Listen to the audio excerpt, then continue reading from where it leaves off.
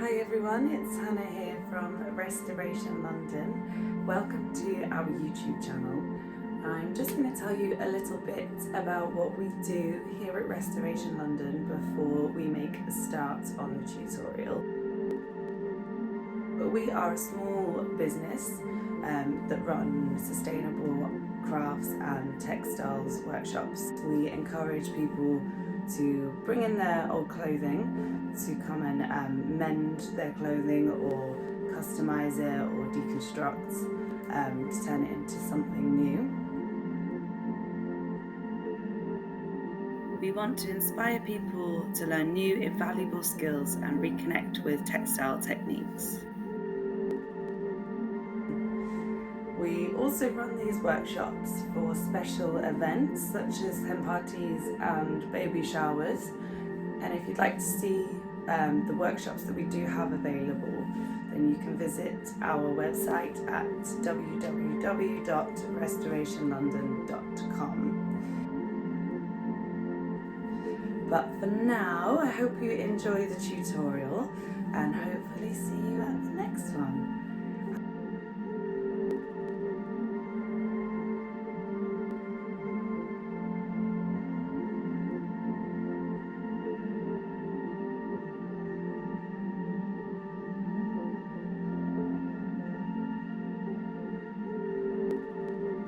Hello everyone, welcome to the Sashiko Boro tutorial where you'll be learning the traditional Japanese method of stitching and mending through embroidery. The Boro Grid is what we'll be learning today. Here are some examples of some other designs that we will be making to make up the cushion. Sashiko Boro,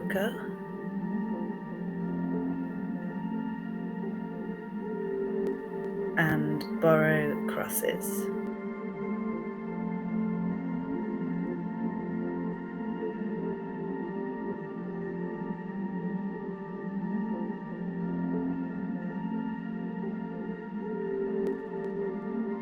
Before we begin the tutorial, let's go through the materials list so that you have everything you'll need ready. In Sashiko Boro, traditionally white cotton is used. I'm using an organic cotton here, which you can find online or in any haberdasheries. Feel free to use any colour or composition you like. You'll need a good sharpener,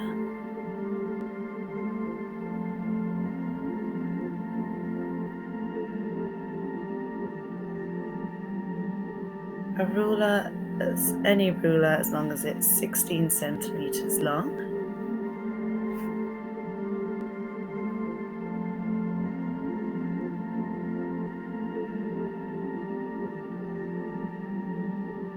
you'll need a good sharp pair of fabric scissors.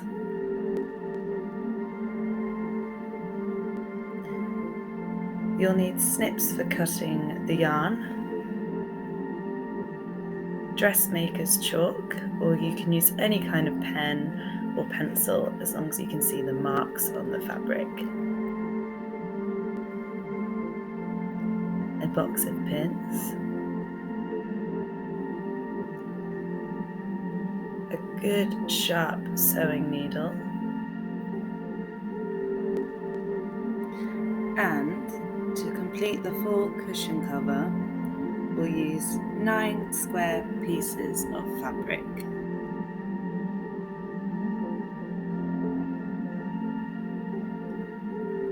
These will be 16 by 16 centimeters square with different colours and different designs.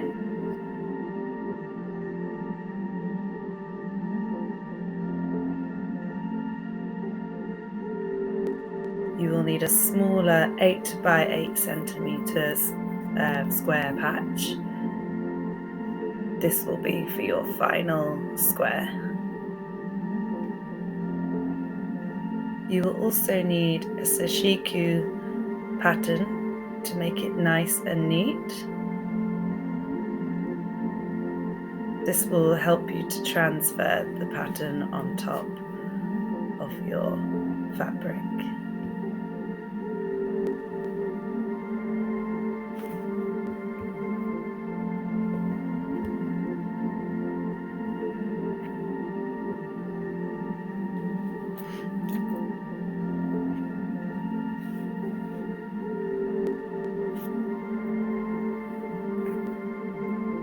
For the Boro Grid pattern, we will be doing short little stitches following vertically in the 4 corners, whilst the middle square will have stitches going across horizontally.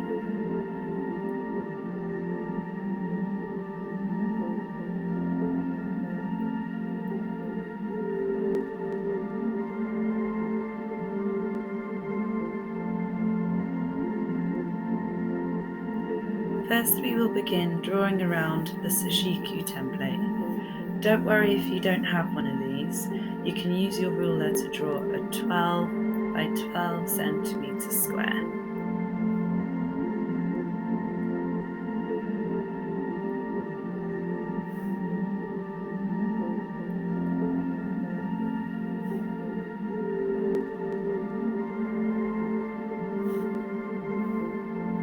Make sure you draw the square centrally in the middle of your fabric. Don't worry if they don't join up.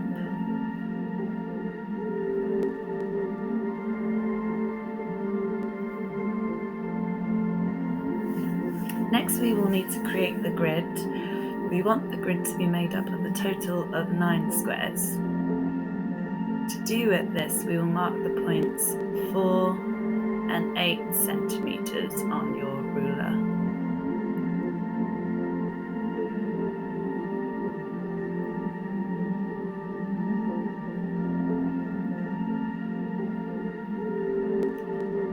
We will do this for every side of your square.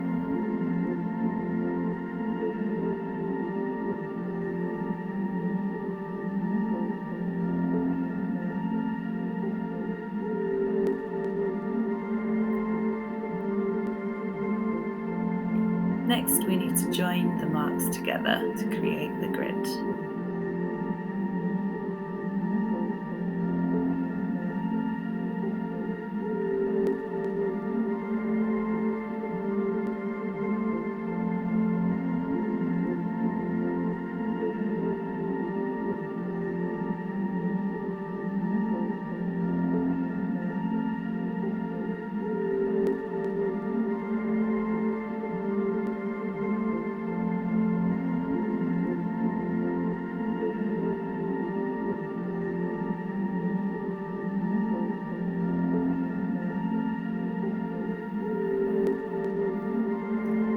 Be stitching in the 4 corners of your grid horizontally, roughly a 0.5 centimetre mark with a 0.5 centimetre gap in between. You want to fill your squares with around 8 rows of stitching.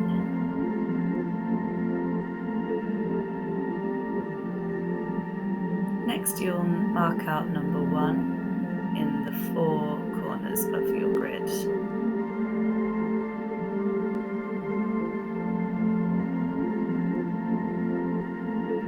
And lastly, number 2 in the central square.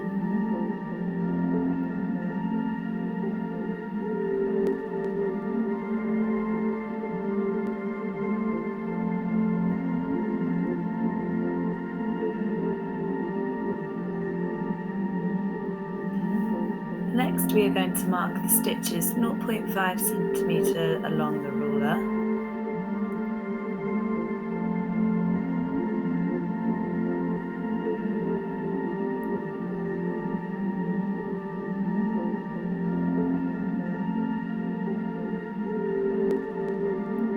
With a 0.5 centimetre gap.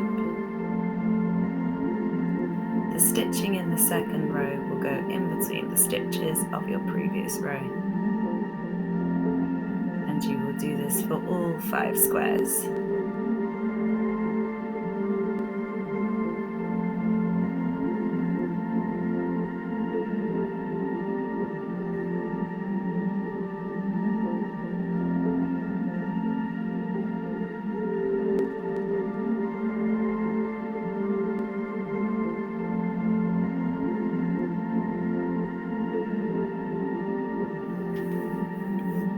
Don't worry too much if your stitches aren't even. It's just to act as a guide for your stitching.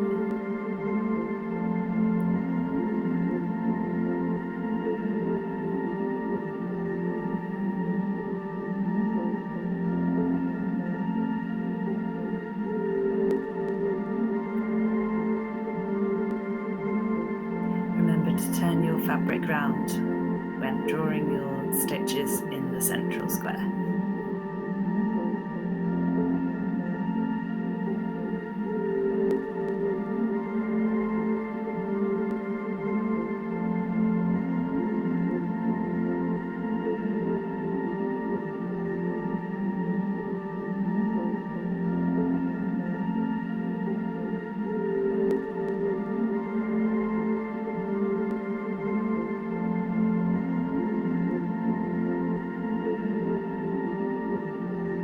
Now for your stitching.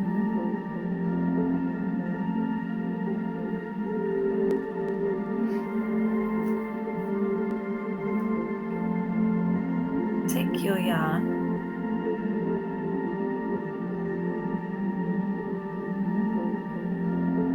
and we want to single thread your needle.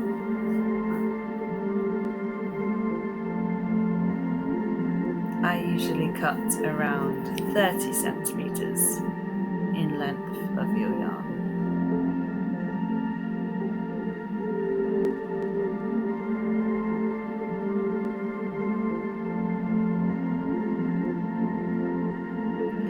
You'll need to make a knot at the other end of your thread.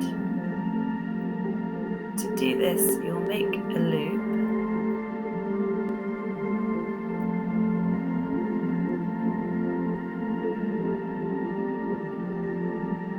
and twist it through the loop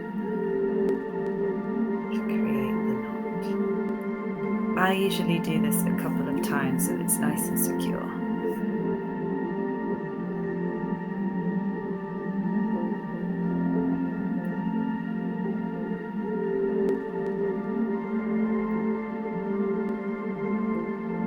We'll start in one of the outer squares.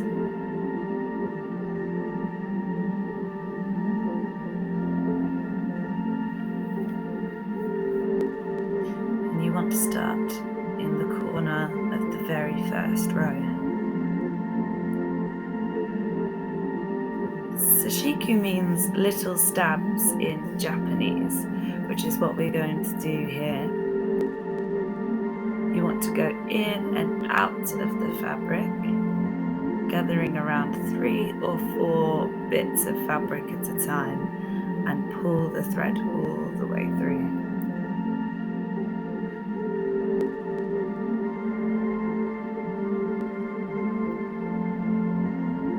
You will then go on to the next row, in between the stitches of the previous row.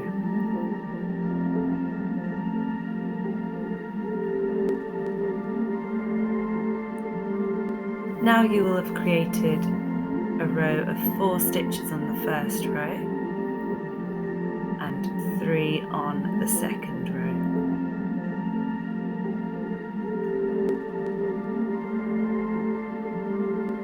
You will repeat this process until the whole square is complete.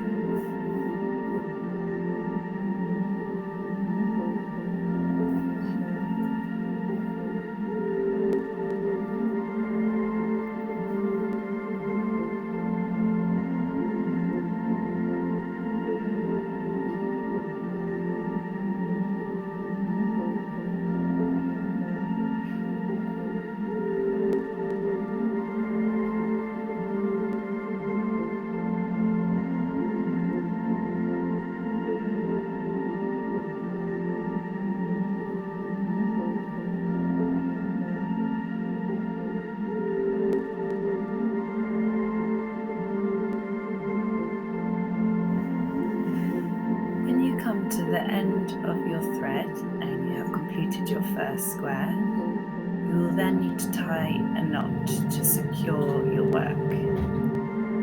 Allow at least 10 centimeters of thread for this. Put your needle under one of your stitches at the back of your work, pull your needle through and go back into the stitch.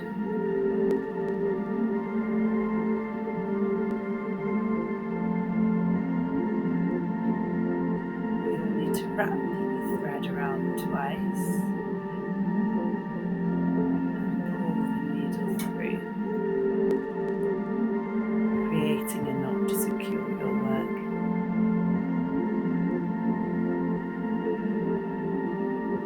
Take your snips, leave about a centimetre of thread after the knot, and your first section is complete.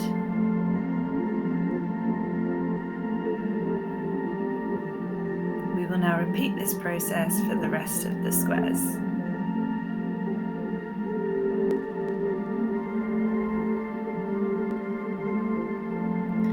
Don't worry if the fabric puckers, you can iron the creases out once your squares are all complete.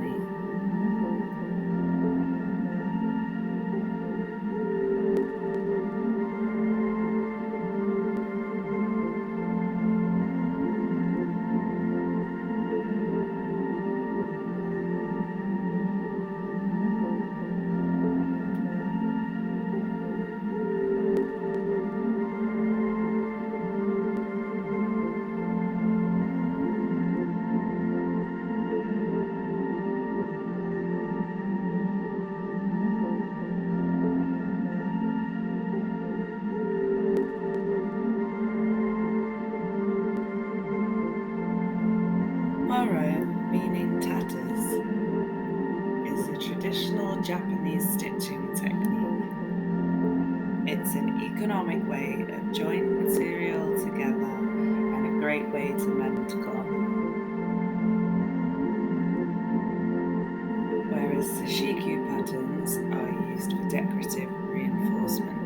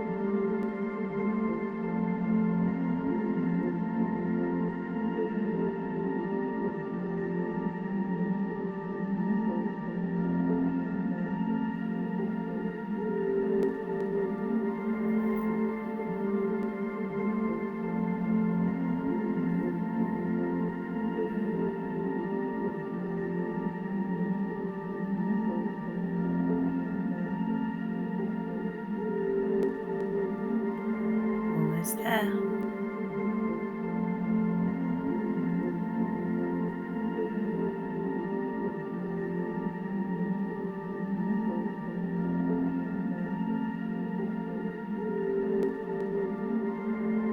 Okay, last stitch. Go through the fabric.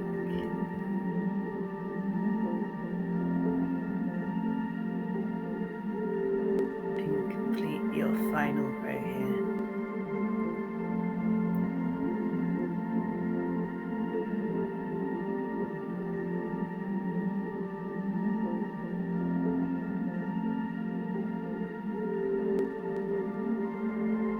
Remember to tie your knots at the back of your work to secure.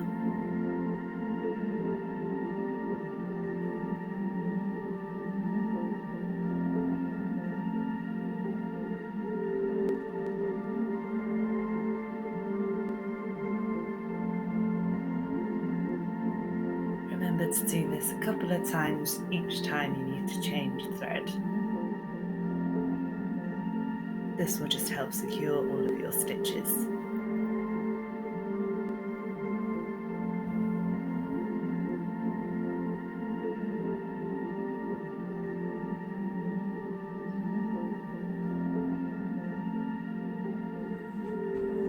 Well done, guys. Thank you so much for watching. I hope you enjoyed the Restoration Sashiko and Boro workshop. This is something that you can easily do in the comfort of your own home with any old clothing that you can cut up into squares. If you do want to do this workshop and you need materials such as a needle and thread or any spare fabrics, then I will be sending packs out to you so that you can join us for the pillowcase workshop that will be happening soon. So you can all have a go for yourself. All the details will be on our website at www.restorationldn.com. So we will be including all materials such as a zip, the stencil for the sashiko, the needle and the thread to join them all together. You don't need a sewing machine for this workshop, but obviously if you have one it's a bit faster, but I will be showing you how to stitch the squares together with no sewing machine required. So thanks again for watching and stay tuned for more restoration online tutorials. Take care.